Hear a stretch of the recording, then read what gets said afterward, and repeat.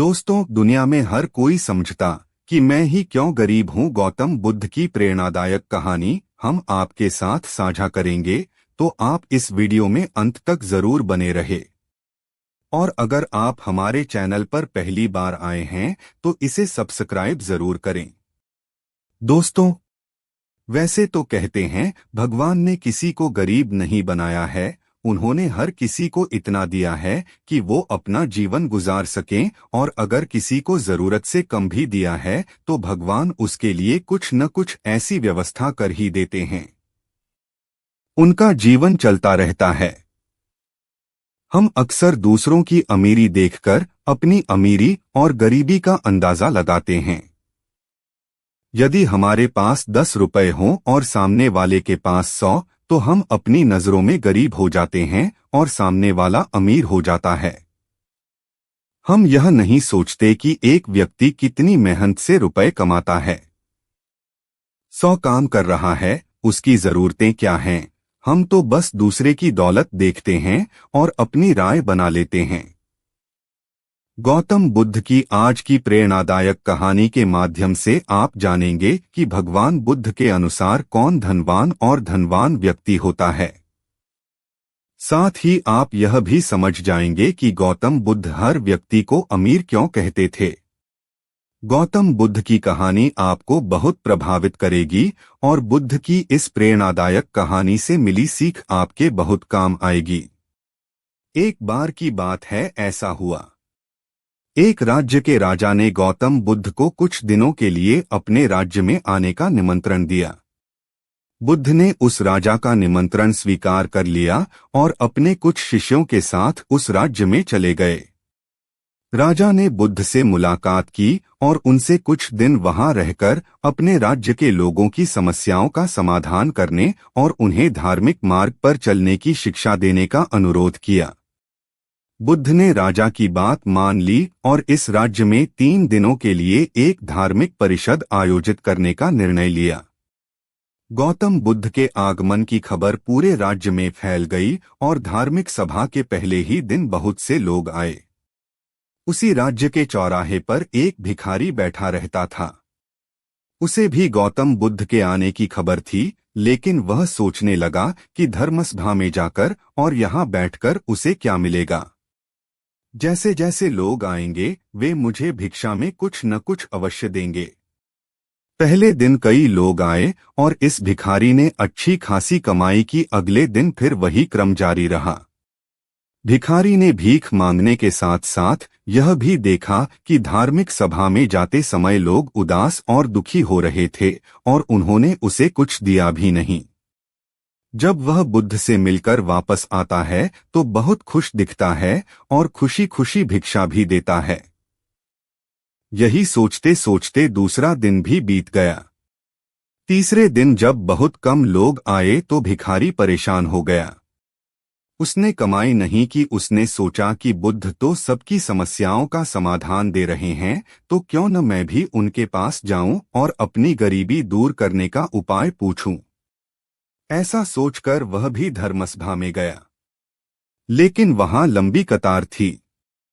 बड़ी मुश्किल से उनकी बारी आई। बुद्ध के पास पहुंचकर उसने प्रणाम किया और कहा, प्रभु, इस गांव में सभी लोग सुखी हैं और सभी लोग धनवान तथा सुख सुविधा संपन्न हैं, फिर मैं गरीब क्यों हूं? तुम गरीब हो क्योंकि तुम हमेशा दूसरों से मांगते रहते हो लेकिन कभी किसी को कुछ नहीं देते हो। भगवान बुद्ध ने उस भिखारी को देखा। आपको लगता है कि लोग तुम्हें भीख में बहुत सारा धन देंगे, लेकिन आप किसी को बदले में कुछ भी नहीं देना चाहेंगे। यह सुनकर भिखारी बड़े आश्चर्य से बोला, हे प्रभु, क्या मैं लोगों को कुछ दूंगा? मैं भीख मांगकर ही गुजारा करता हूँ। मेरे पास देने को आखिर है क्या? बुद्ध कुछ देर के लिए चुप हो गए और कुछ देर रुककर बोले, तुम बहुत मूर्ख हो। भगवान ने तुम्हें और हम सभी को किसी को देने या दूसरों के साथ बांटने के लिए बहुत कुछ दिया है। आपने एक मुस्कान दी है जिसे आप दूसरों के साथ साझा कर सकते हैं और उन्हें आशा और उम्मीद दे सकते हैं।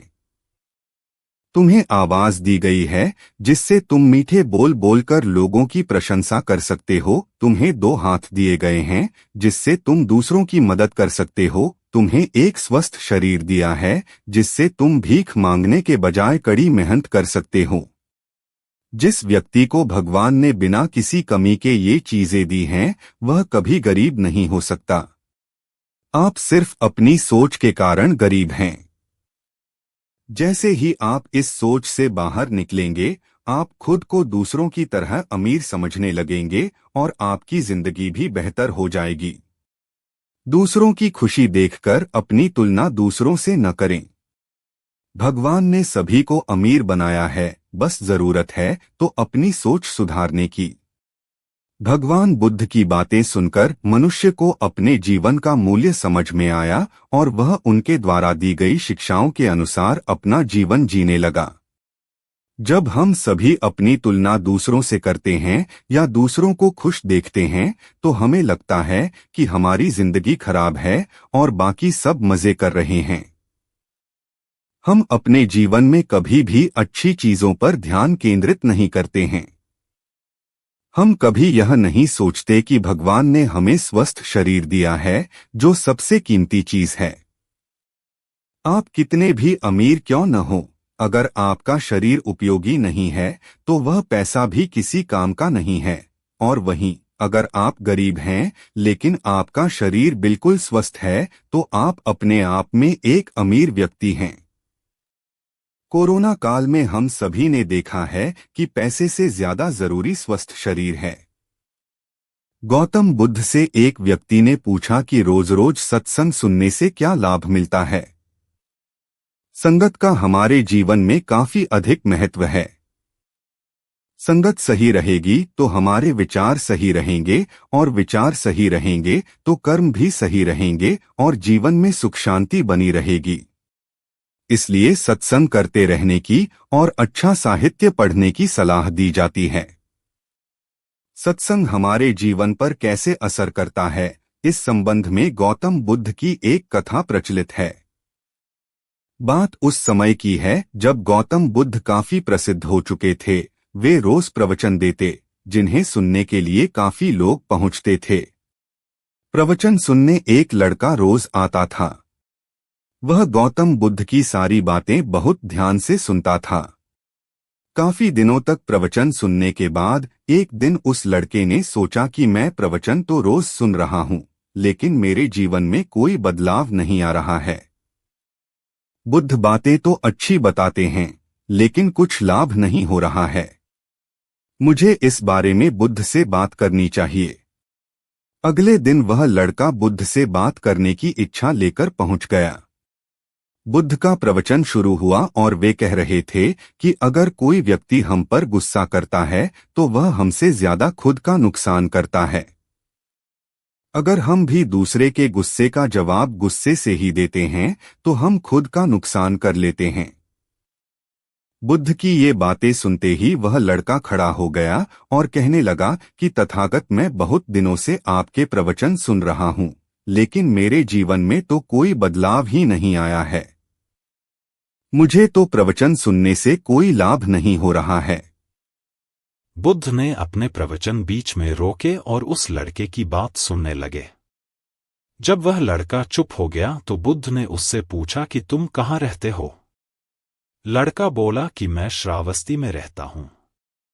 बुद्ध ने कहा कि श्रावस्ती से यहाँ तक की दूरी कितनी होगी और यहाँ आने में कितना समय लगता है? उस लड़के ने बुद्ध की बातों का उत्तर दिया तो बुद्ध ने फिर पूछा कि यहाँ आते कैसे हो?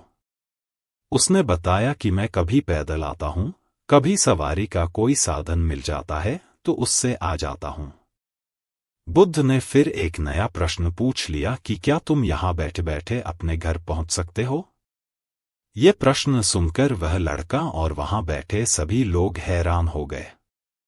लड़के ने कहा कि ये कैसे संभव है? मैं बैठे बैठे कहीं और नहीं पहुंच सकता। इसके लिए तो मुझे ही चलकर जाना होगा। बुद्ध ने कहा कि तुम्हारी बातों में ही तुम्हारे प्रश्नों का उत्तर है। सत्संग सुनने से तब तक कोई लाभ नहीं होगा जब तक कि तुम उन अच्छी बातों को अपने जीवन में उतारते नहीं हो। जब तक तुम अच्छे काम नहीं करोगे, इच्छाओं का त्याग नहीं करोगे, बुराइयों से दूर नहीं रहोगे, तब तक तुम्हारे जीवन में कोई बदलाव नहीं आएगा। सिर्फ प्रवचन सुनने से, यहां बैठने से जीवन में कोई बदलाव नहीं आएगा।